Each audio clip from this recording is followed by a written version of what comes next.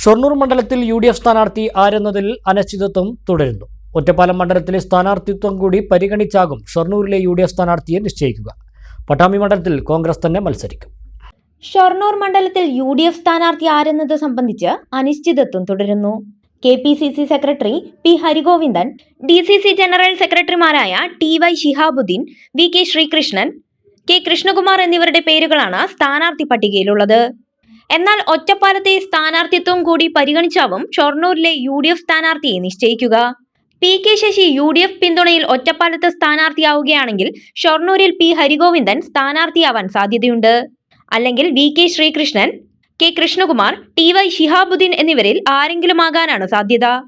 P K. Sasi ഷൊർണൂരിൽ യു.ഡി.എഫ് സ്ഥാനാർത്ഥിയാവുകയാണെങ്കിൽ പി. ഹരിഗോവിന്ദൻ ഒറ്റപ്പാലത്ത് യു.ഡി.എഫ് സ്ഥാനാർത്ഥിയായേക്കും. എന്നാൽ ശശിക്ക് താൽപര്യം ഒറ്റപ്പാലത്ത് മത്സരിക്കാനാണെന്നറിയുന്നു. ശശിയുടെ വരവാണ് ഒറ്റപ്പാലത്തും ഷൊർണൂരും യു.ഡി.എഫിൽ ചർച്ചകൾ നീളാൻ കാരണം. അതേസമയം പട്ടാമ്പിയിൽ കോൺഗ്രസ് തന്നെ മത്സരിക്കും. ടി.പി. ഷാജി, റിയാസ് മുക്കോളി എന്നിവരിൽ ഒരാൾ പട്ടാമ്പിയിൽ സ്ഥാനാർത്ഥിയായേക്കുമെന്നാണ് വിവരം. സന്ദീപ് വാര്യരുടെ പേരും പറഞ്ഞു കേൾക്കുന്നുണ്ട്. മികച്ച സെലക്ഷനും മറ്റെവിടെയും ലഭിക്കാത്ത വിലക്കുറവുമായി ഈ പെരുന്നാളിനെ ആഘോഷമാക്കാൻ കനിഹ നിങ്ങളെ സ്വാഗതം ചെയ്യുന്നു. Kaniha wedding centre, Ottapalam, also at Vadakkanchery.